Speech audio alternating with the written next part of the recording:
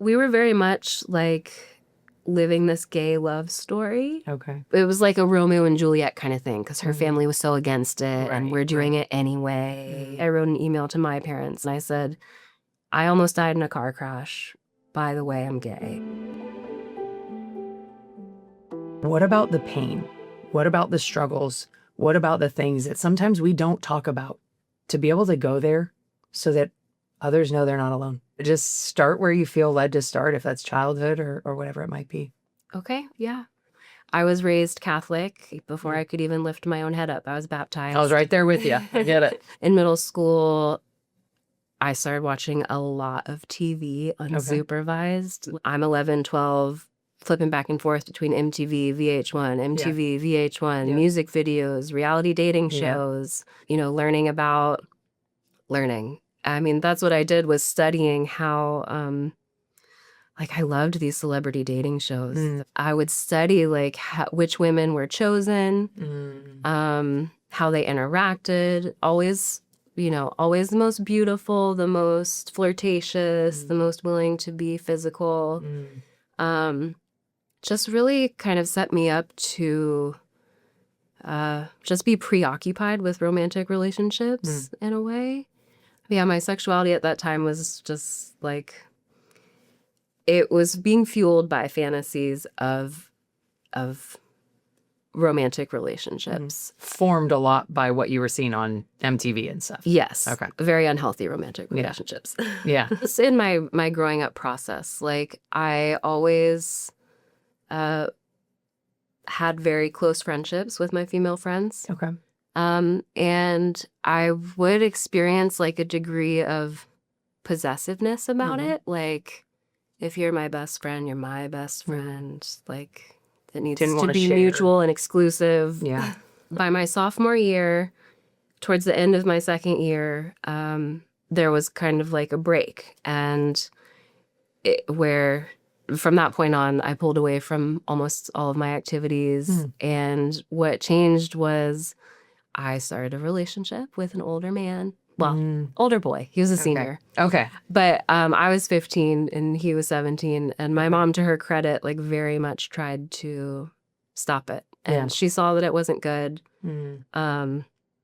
She said he was too old for me. And I just defied her wishes. Okay. We're with his friends. We're drinking. We're doing drugs. The relationship was very, we had a lot of physical intimacy and no emotional intimacy. And I ended up staying with him on and off for 4 years. For a while, my best friend was actually dating his best friend. And so we were it was awesome. It was so fun. Yeah. Okay. I had my emotional intimacy with my best friend. I had my physical intimacy with my boyfriend. Okay. We were all hanging out. It was fun. But at a certain point, some jealousy started to develop between my friend and I. We got really drunk one night and crossed a line.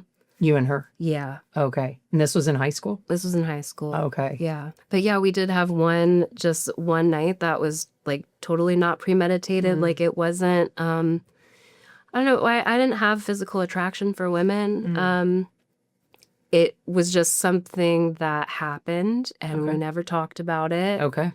I definitely felt like it was a mistake. It's not something that I wanted to repeat. Post that, event, it wasn't immediate, but things devolved. And then, senior year, we had chosen all our classes to be the same. But by that point, we weren't speaking to each other. Oh. So I would go through whole days being ignored.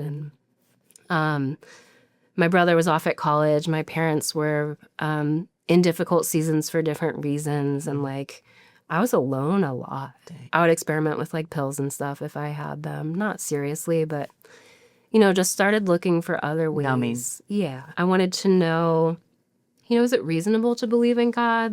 Secretly checking out Richard Dawkins from the library, who's an atheist scientist. Okay. So checking out an atheist scientist. Yeah, hiding it under my bed so that my parents wouldn't see that I was really questioning it. I remember I mean, fulfilling that Sunday Mass obligation was 100% non-negotiable. Okay. I remember one time my dad was out of town, and at this point, my mom had stopped going to Mass with us. When I was about 14 or 15, I think, she started going to a Methodist church instead. Okay. And so when I was 16 or 17, one Sunday, it was just me and her at home because my brother was at college, and she was like, you know, you need to go to Mass. Go take yourself to Mass. And I was like, I don't want to. And she's like, why not? And I said, because I don't believe in God. And she became like hysterical, like broke down like I had not seen her before. Wow. I was like, whoa, I was not expecting that reaction. So that kind of closed you off Yeah. from your mom in this sharing place of what you're going through. And at the same time, like I had proclaimed that I don't believe in God. Like I made it sort of more concrete instead of just something in my head. So by the time I got to college, I was like, that was the first time in my life that I didn't have to go to Mass. So I stopped going. Through the classes that I was taking, we were assigned to read all manner of just ideas that I hadn't been exposed to. Like we read Margaret Sanger, the founder of Planned Parenthood, as if it was a good thing.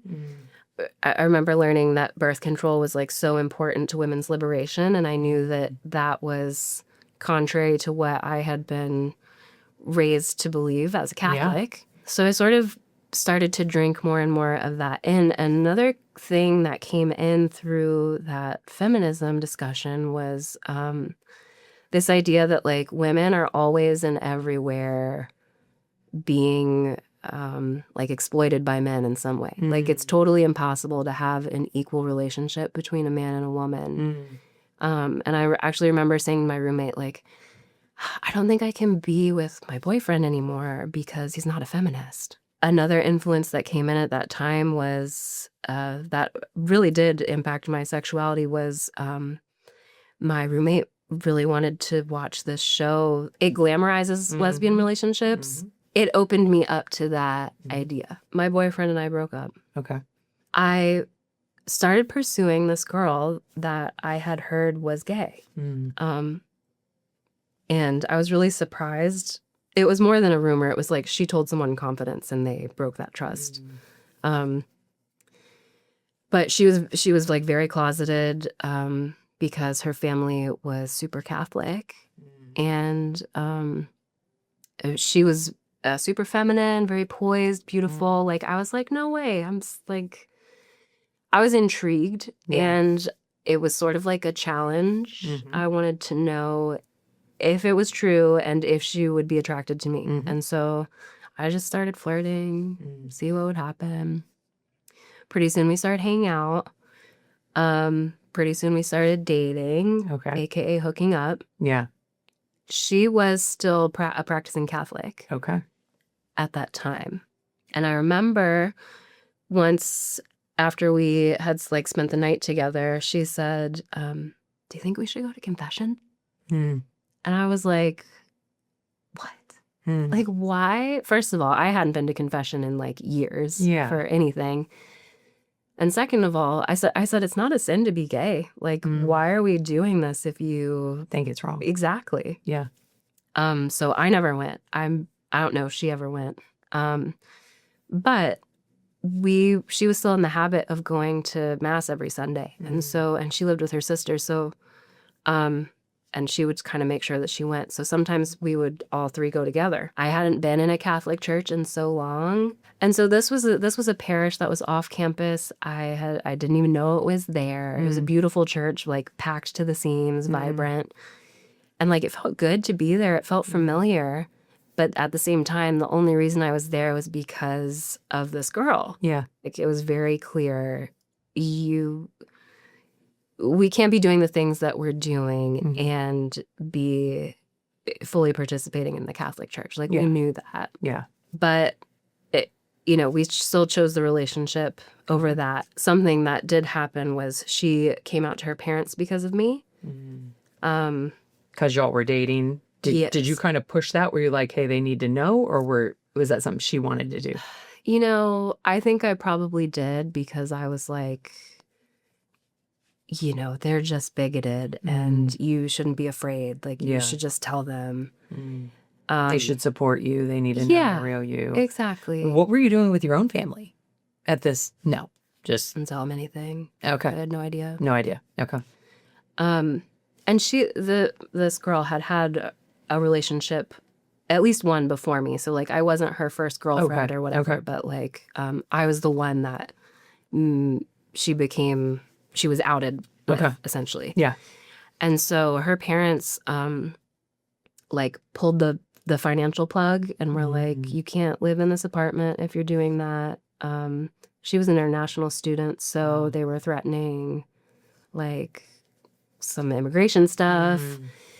And it made our relationship very intense very quickly. Yeah. We ended up moving in together right away. It was our relationship at that time was like maybe 6 months old. Oh, wow. We finished out our senior year together. We were living together. She is the only relationship that I've had with a woman. So like I can't speak broadly, but like our relationship was very volatile and our arguments were really like tinder boxes. Yeah. And it was so exhausting and just like, you know, many times I was over it. Yeah. And we had broken up and I had like actually moved out and I was back home with my parents. This was after we had graduated. I was living with my parents for a few months. On the heels of this breakup, one of our many breakups, we ended up getting back together. And the way that we got back together was deciding to get engaged. Oh, wow. Okay. Yeah. It was sort of like our way to make up and be like, okay, let's really commit to each other. Let's get engaged. And so this was like in November, I would say November of 2012. We were married in March of 2013. Wow. So very short engagement. I didn't tell my parents. I don't remember when I told them that we were engaged, but like I sort of like sprang it on them. Okay. And I didn't invite them to the wedding because it would make me super uncomfortable for them to be there. It was like a city park thing. We had a friend do it. There were like 8 people there. None of them were close to me. I remember thinking like, this does not feel like a wedding, but I'm doing it.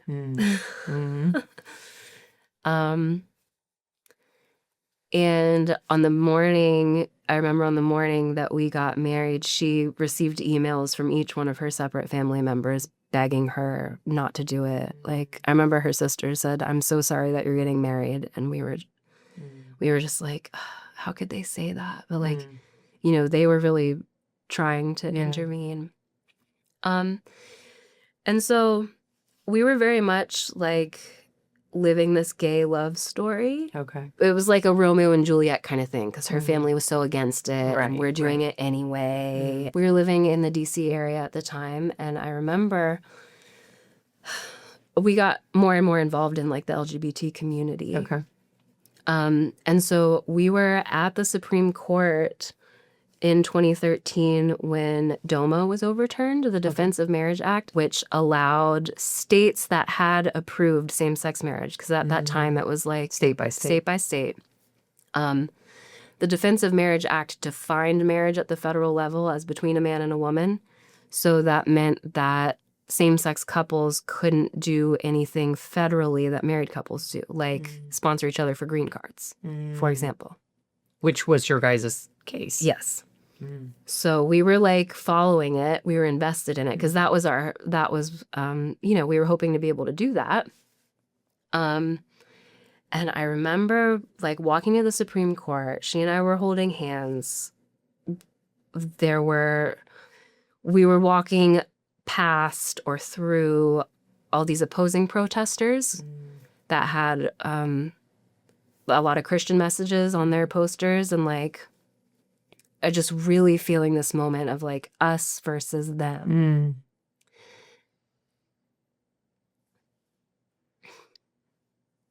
I didn't expect that to make me cry.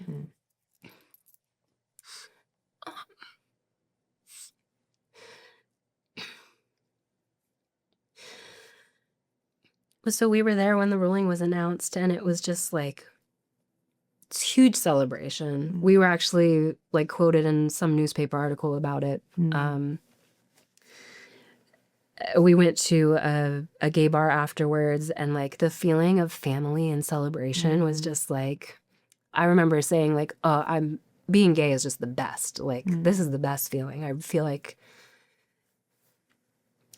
I totally belong in this, and anybody who's not part of this club is like not having this experience of like victory right now. And so that sort of started to like entrench the identity a little bit more.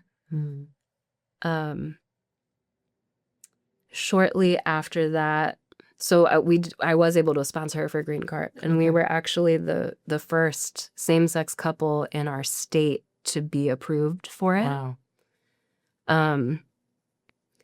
Which is it's just so funny because we're like, I mean, we were just out of college, like we're like so babies. young. And we're just caught up in this moment. Like it was really a heady moment, and that was part of another like factor of that influenced, I think, why we fast tracked everything, because there was very much a sense at this time like, you know, these rights could be taken away at any point, and so let's go for it. Yeah. At the same time, she and I have distanced ourselves from our faith. Right when we got engaged, we tried to go to Mass together on Christmas Eve, and that was definitively the last time that we went to Mass. I remember it was time for the profession of faith. And when everybody stands up and says, I believe in God, the Father Almighty. And like, as everybody was standing up, and I remember I just had this overwhelming urge to flee. Like, I can't even be in this church. I don't believe these words. And she must have been feeling the same thing, because she looked at me and she was like, do you want to leave? And we left in the middle of Mass. Wow. And we never went back. So we both had, you know, like a spiritual void that, okay, now we're married. The immigration stuff is like, okay, we're kind of settled. I got into grad school. We moved down to where I was going to school. I was enjoying it down there. She left to go to San Francisco for a job training. It was supposed to be like a 7 or 8 month program, I think. Wow. And then she was kind of like, I'm not coming back. And also like, had also sort of started talking about like wanting to open up our relationship at the same time. And I was like, no, I don't really want to do either of those things, but like California sounds cool. Like I'll think about that. I did end up following her to California, but even before that, we started kind of seeking some kind of spirituality together, something that was gay affirming. So we just started like inching further and further away from Christianity. Just gradually started getting more and more into these new age traps. Including like started seeking out psychedelic experiences. We ended up taking acid together for the first time when we were like deciding, like I was ready to just end the relationship. If we hadn't been married, I would have broken up with her, but I was like, we're married, you know. To me, marriage is something that lasts. So I was close to ending it, but then we took acid and it was like, oh, I love everything. Everything is great. Like, I mean, I can really pinpoint like that changed my mind, and we ended up staying together. I went to California. We lived out there for 3 years together. I think 3 years. And got even deeper into all that other stuff. I mean, I couldn't even tell you all the things that I was into. All the new age. Everything. Crystals, tarot, astrology. Wow. Anything they had to offer. Paganism. She and I started taking like psychic development classes. Wow. We were really into that. Started seeing psychics.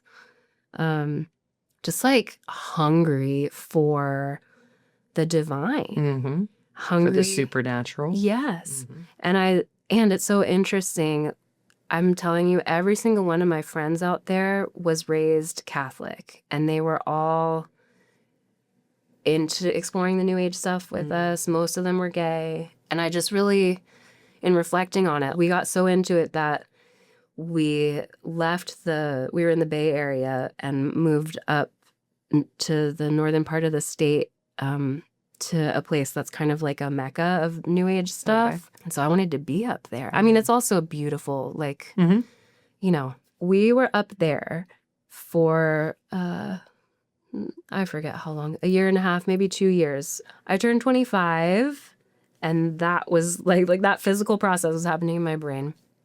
And at the same time, the same night of my 25th birthday, we had another set of friends who were very young. I think they were 19, not married. They had a surprise pregnancy and had just had a baby. Mm.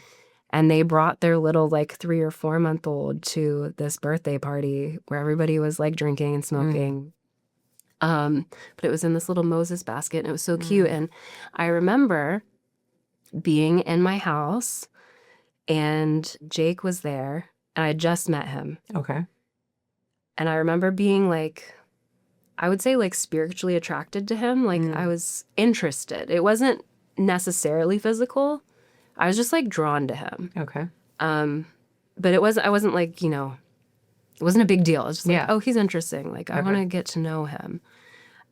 He was in the room, and my friends were letting me hold their baby. And I was holding this baby and looking at this guy that I just met and feeling this feels awesome. Wow. This feels correct. Wow. Holding a baby, looking at this man. Wow. I remember I offered him the baby, do you want to hold it? And he was like, I don't know. I don't know that. I don't know you. I don't Yeah. know that baby. No. But it was, I really feel like it was just a prophetic moment that God allowed me to see, this is what I want for you. And it was so stark because I didn't have that same, I wasn't cuddled up with my wife at the time, look at this baby. Never had desires to have children with her. That was just something I was just not interested in because it's not possible. Yeah. And it really got my wheels turning. So the first thing I started thinking about was okay, I kind of was attracted to that guy. What does that mean? I started trying to communicate to my partner that that I'm actually bisexual. Because she was trying to push me on this polyamory. I was okay, well, you're poly, then I'm bi. And she was very, very threatened by that. Oh, I bet. Yeah. And also, I don't think I was consciously I definitely want to have children. Yeah. But it was in the background. And so it took me about a year to be able to extract myself from that relationship. That was really the turning point, was that night of my birthday. And so within a year, she and I were legally divorced. Wow. I left California, went back, stayed with my parents. I was supposed to be out there for a few months to help my dad recover from surgery, which I did. But I was talking to Jake and rushed back to California so that I could be with him. I think I gave my dad short shrift a little bit. I developed a friendship with Jake in a way that I'm a serial monogamous. I was with my high school boyfriend for 4 years, and I was with this woman for 4 years. But both of those relationships were in right away. Yeah. Never had sort of a dating friendship kind of thing. Not dating, but just friendship. Yeah. And Jake and I had time to develop a friendship, and that was really special. And so he was having his own issues in his marriage, and, we would kind of talk about that. And once I got divorced, and then he ended up separating, and, timelines aligned, and I ended up going back to California to be with him. Actually was living in the same apartment building that I had been living in with my girlfriend in a different unit, or my wife at the time, with him. And that was wow, terrible. Yeah. I was I don't want to be doing this again. Yeah. We were both so ready to leave California. Yeah. We burned, because we were all sort of in the same circle of friends, Yeah. it was ugly. I mean, Yeah. it was not a good way to get together. Yeah. But God still, in his goodness, was able to use even that pigsty. So we were eager to leave, and we sort of just like picked a spot on the map that he could transfer to and ended up in Atlanta. Wow. We bought a house together. First bought a house, fixed up the house, then got engaged. Because at first, neither of us wanted to get married. Well, I secretly wanted to get married the whole time. But he was like, I'm not getting married again. Yeah. And he also had a vasectomy in that relationship. So, and I knew about that. So, like, kids weren't really, that wasn't like our motivation, I guess. We just wanted to be together. So I'm like living now this heterosexual life. It's kind of a quick turnaround. I was going to say no communication with the ex. She's just gone. She's gone. Never spoke again. Wow. In this new life that I'm living, I really felt followed by all the things that I had done before. Spiritually, I mean, I had exposed myself to a lot. And so I really did have things. Spirits following you. Spirits following me, and I felt it. Yeah. And so I was trying to cope with that. I remember I made a bucket list for when I turned for my 27th year. These are all things I want to do this year. And number 3 was go to confession. Oh. But I told a couple people about it, and they were like they would laugh or be like, why? Like, that's weird. And I never got up the courage to do it, so I never did. That's kind of like as close as I got. Yeah. So we ended up, finally, we got engaged, and once we got engaged, then, I came clean about my desire to really have children, and he was on the same page, but he had to have the vasectomy reversed. So he had the surgery before we got married. We got married on our farm, and I thought, like, all right, gonna have babies. Like, I'm so ready. And the babies were not coming. And so the longer that infertility went on, the more I got sort of drawn back to new age kind of stuff, trying to like manifest a baby. Open up the womb. Yeah. Okay. A friend got me a candle to like some fertility goddess. Like, I was just kind of ready to try any and everything again. Except Christianity. Except Christianity. Yes. And I don't know exactly what the resistance was. It was just like, it was just a bridge. It was just too far afield. It was like, I would have to change too much. Yeah.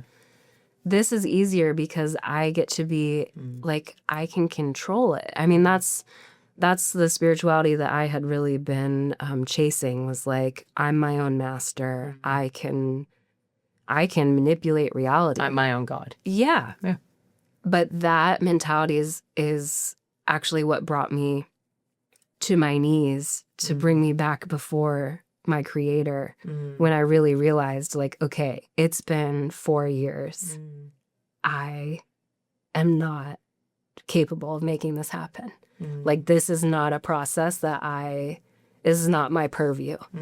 Something else has to happen. Somebody else has to reach in and make this happen. And I think it might be God.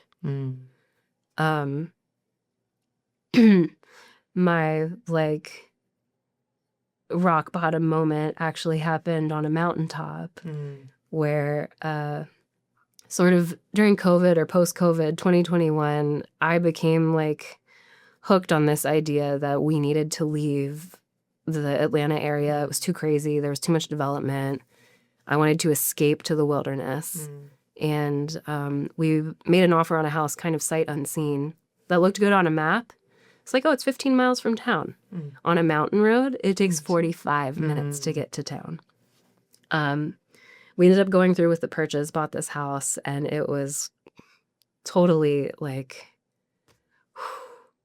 God used it. I mean, the house was a disaster. Things kept going wrong with it. We were totally isolated up there and way over our heads. And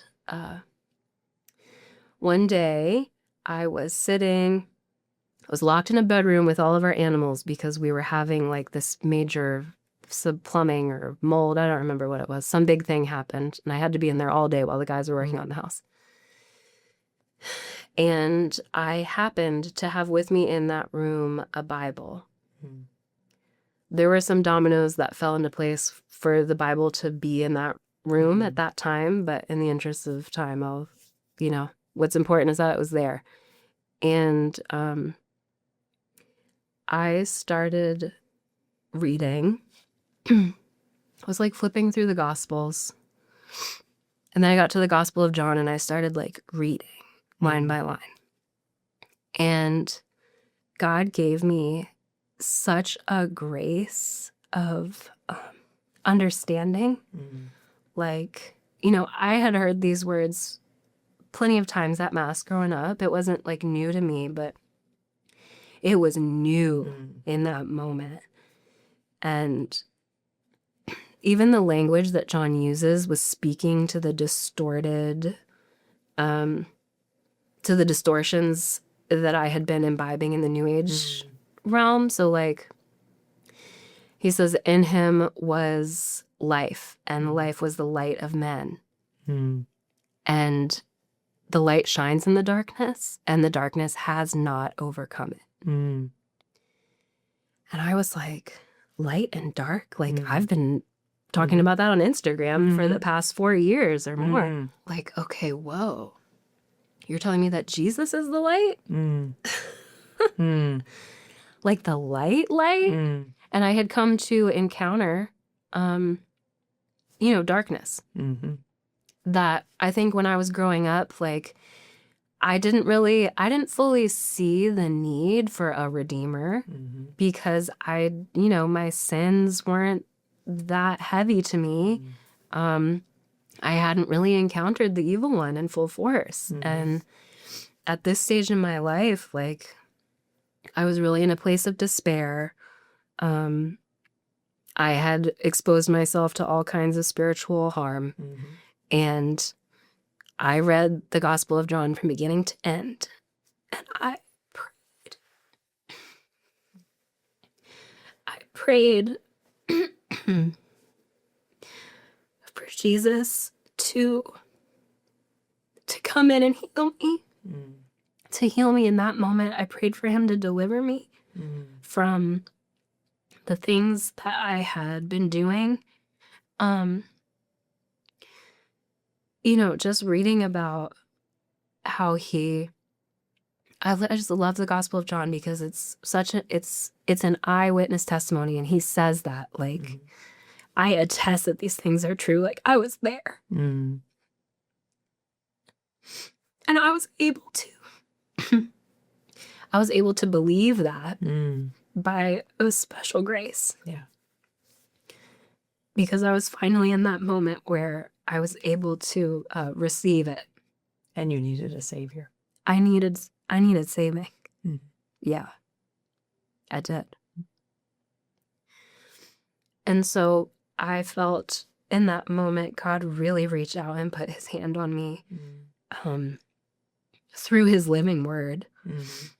And I came out of the bedroom and I was like, can we talk? Wow. Can we talk about the Bible? Wow. So my husband actually majored in theology. Wow. At a Catholic college. But he entered an atheist and he graduated an atheist, unfortunately. But he has a really sharp mind and a really great memory, and just, he could answer all of my questions that I sort of got hung up on in high school about, like, like the historicity of Jesus. And he's like, no, there's actually a lot of evidence that Jesus was a real person. Like, it's very well documented, and the Bible is really well sourced. And like he was answering questions that you had. Yeah. When you were in high school. Now, married to this man, all you went through, he's answering questions. He may not believe it, but he's like, this is true. Yeah. Wow. And it was compelling too, because it wasn't coming from a place of somebody who's like, I'm trying to convert you. He was just like, I mean, these are the facts on the ground. Like, Christianity is reasonable. Wow. Come on, God. I know. And he had he's a kind of a book hoarder, but he has like an awesome theological library and like Hebrew concordances and like can look up words, and I'm all in. He studied Hebrew. Like, I was like, of course, God gave me exactly what I needed, and so I had this heart awakening, and he was like feeding my head. His head was like there, even though he wasn't engaged with it. It was kind of just in the background. But almost like opposite. Your heart was touched. Your mind was more dry. His mind is full and maybe didn't have the touch. The exactly. Heart. He needed his heart awakened, as we all do, fanned into flame. Yeah. And he also was. He actually was baptized and confirmed in the Catholic Church when he was 12 of his own choosing, but like wasn't really raised in it. His mom came from a Catholic family, but so he too had that sacramental grace. Those living waters were flowing through him, even though like we had both through our own choices closed ourselves off. Dams. Yeah. We were sort of like kicking some ideas around about, he was like, so what does this mean? Like, we're going to be Catholic? Like, I don't think so. What about what they teach about gay people? Like, when I met you, you were married to a woman. Like, what are you talking about? I was like, well, I think the church is kind of right about it. Like, it's not God's plan for two women to be married. Like, I lived that out. Yeah. That was not... That was experiential. Yes, that was experiential. To say the least. And we were like sort of kicking around like, okay, well, the area where we live is pretty heavily Baptist. Like, there's not a lot of Catholic churches. I was like, well, what about a Baptist church? Like, there's one 10 minutes. Actually, the closest thing to our house was a mountain Baptist church 10 minutes away. And I was like, I just want to be where Jesus is. Like, what is the church that Jesus founded? Because we're in the Bible and in Acts, like, there's a real church going on here. And from what I understand about the history of the church, like, Christianity stretches from the time of the apostles to now. Like, there wasn't any line. There weren't any gaps. Traceable. And so he was like, well, I mean, the church has, like, well, if that's what you want, then that's the Catholic Church. Wow. Because he's studied this. Yes, he knows it. Yeah. He knows it. Not only theology, just like political history and stuff. Like, he knows it. Yeah. I'm like, okay, interesting. And I'm like, okay, but what about the Eucharist? Is that legitimate? And we read the Gospel of John. He's like he pulls it out. He's like, okay, John chapter 6. Let's read it. You have to eat my flesh and drink my blood, or you do not have life within you. Like, I mean, that's the Eucharist. That's the Mass. And that's a commandment. Right. A command. A command, too. Yeah, he wasn't, when Jesus spoke on this, it wasn't, well, if you want to. I mean, he tripled down. Yeah, he did. And people left because they were like, this is too hard. This is way too hard. And it's weird. Yes. It doesn't sound, Yes. Yeah. They didn't hold back, and he didn't say, oh, you don't understand. What I meant was, no, he tripled down. Yes, he did. So that, to me, that was irrefutable. And I think I went to Mass by myself. I went to the nearest Catholic church, again, 45 minutes away. And you probably know, having been away from the church and coming back, like, anybody who has, starting to live your life, like keeping the Sabbath, going to Sunday, it's a big change. Like, we used to just sit around and smoke weed and like, go hiking, like just hang out on Sundays. He's like, you want me to get up and go to Mass? And drive 45 minutes? Yeah. One way? Like, what? But the first time that I went to Mass, it was about this time of year. I'm pretty sure it was the third Sunday of Lent, because I just heard the responsorial that I heard that first time I went to Mass. And the psalm that the cantor was singing so beautifully was, if today you hear his voice, harden not your hearts. And I'm sitting there in the pew, like, I'm hearing it. I heard your voice, and that's what brought me here. And now you're literally speaking to me through the Mass, encouraging me, saying, like, don't close up. Yeah. Keep it open. Mm-hmm. And I love that about the church, because it's universal. Like, we're all reading the same readings, and yet it's so personal at the same time. Mm-hmm. Like, God knew, he knew. And he's known. He knew the whole time. And the parish where I went has painted in gold letters behind the altar words from the Gospel of Luke: "Blessed are you who believed." Mm. And I'm just sitting there, just meditating on that. Like, I believe. Mm. There's been so much in my life where there was a whole interlude that I left out, where I really was like in college before I started a relationship with this woman, a period of loneliness where I was seeking, and I did reach out to God, and I was talking to somebody who had faith, and I said, I want to believe, but I just don't. And they told me, faith is a gift, and you can pray for it, you can ask for it. And I asked for it. And it took years for me to be able to fully receive it.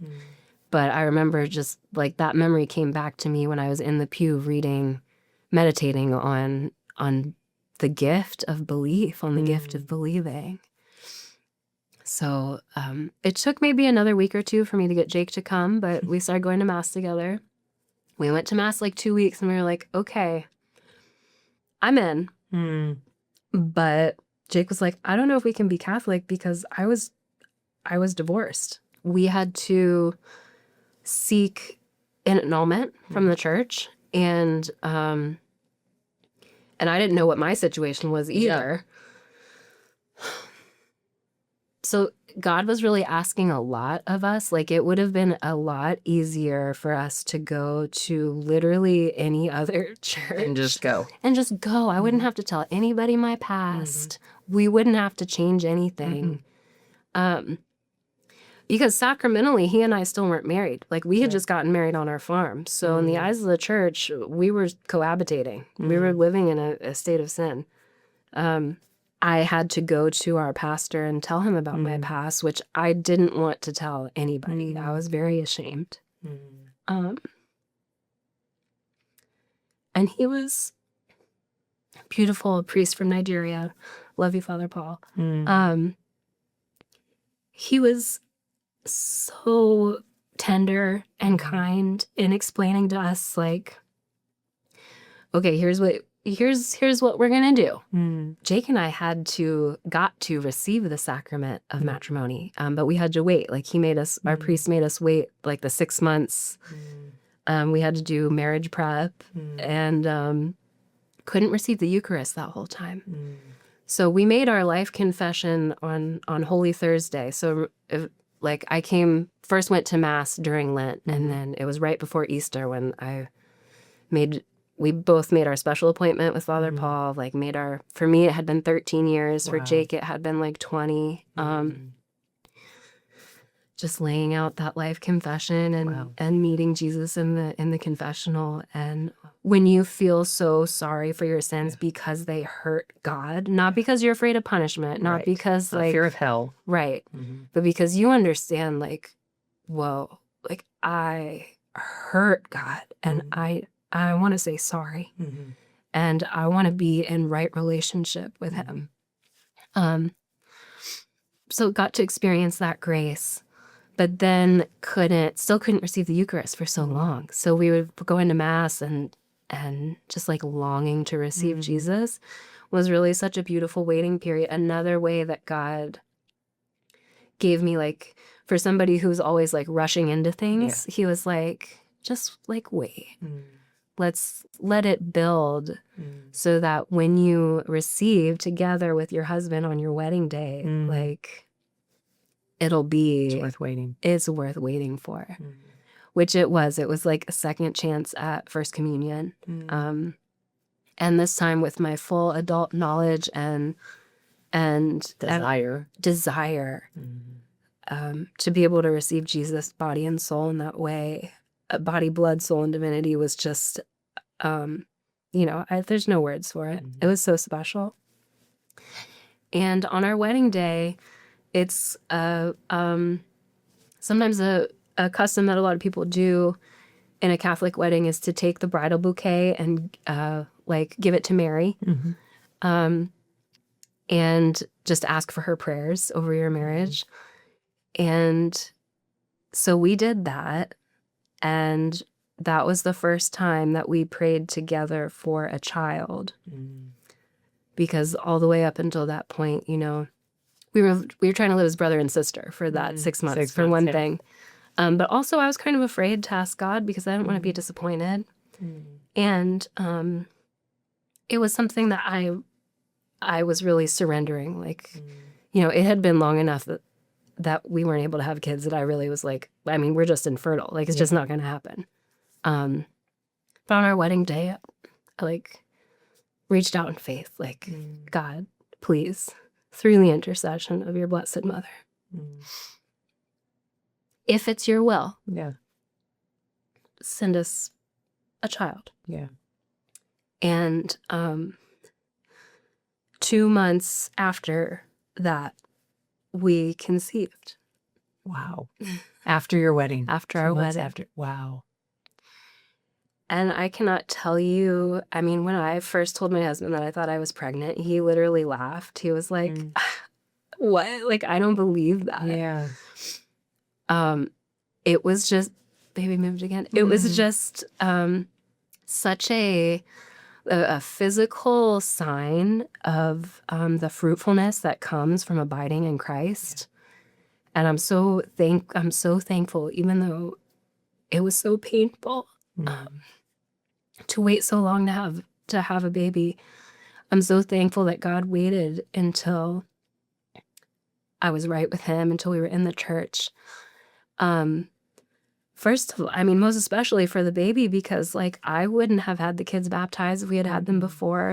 I would have named them something crazy. And secondly, I just think it's such a beautiful sign and a proof of God's plan for marriage and his plan for our happiness, that all these other ways that I was chasing oneness and fulfillment and intimacy, he has designed the perfect place for that to happen. And it's the covenantal, sacramental relationship of marriage. And he, even for those who aren't married, that relationship can be had with the Lord. Right. And he talks to us and about us in that way. He desires that. Yes. Marriage isn't just a side, it's not it's not a side concern of God. It's really... He loves marriage. He created it. Yeah. I'm just grateful to God that he gave me second, third, fourth chances to live out this vocation that he called me to. When I was holding my friend's baby and looking at the man who is now my husband,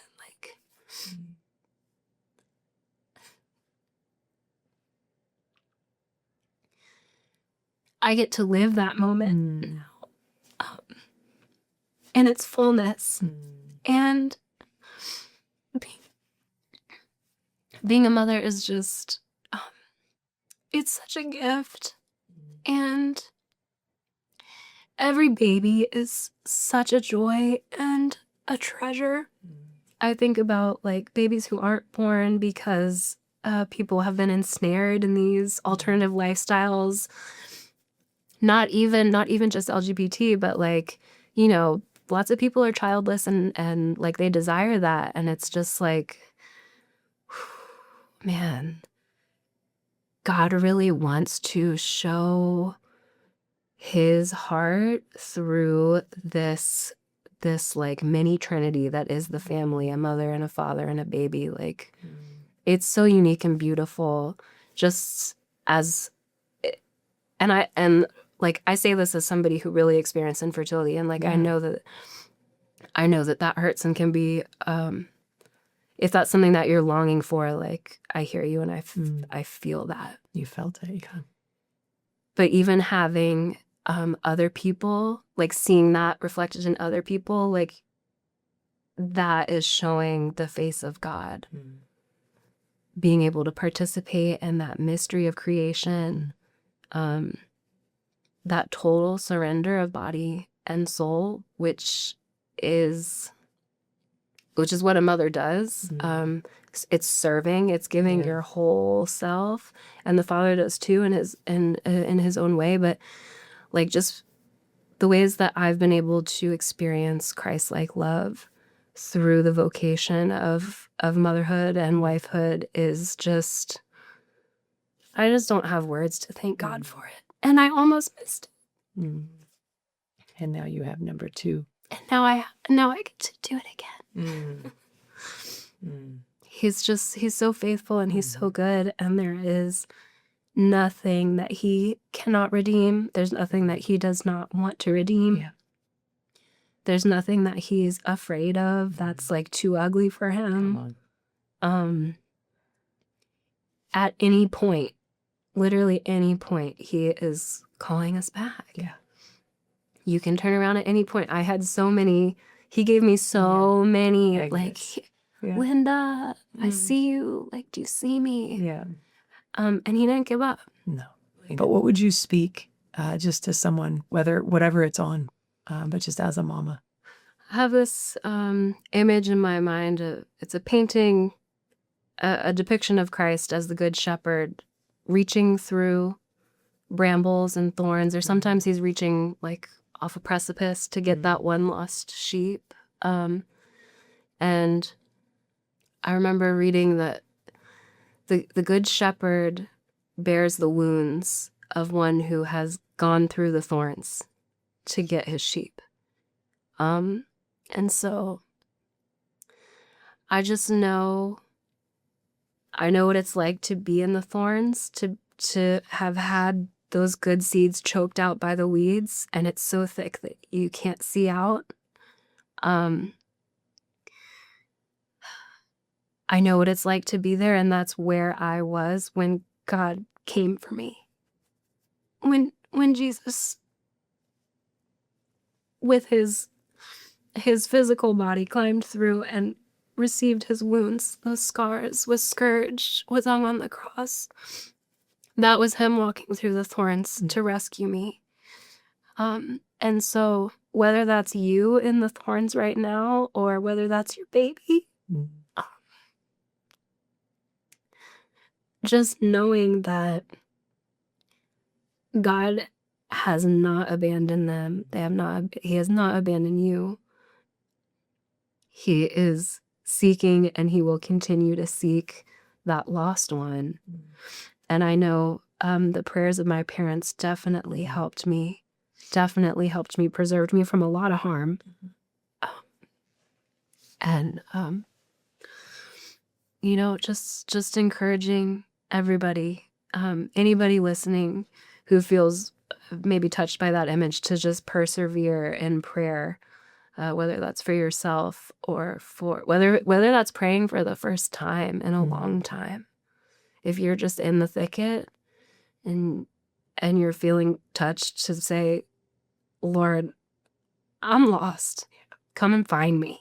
I don't know how to get to you. Yeah. You, please come and find me. That is a prayer that will always get answered. Amen. I still pray that prayer because there's parts of me that is still needing his redemption, needing his healing. I don't know everybody else's life, but I need a savior always. Yeah. I didn't need him just when I was in the thicket that was so obvious. It's a constant. And so thank you for speaking to my own heart that still cries out to him in that, and to those who might have been scared and might still be scared.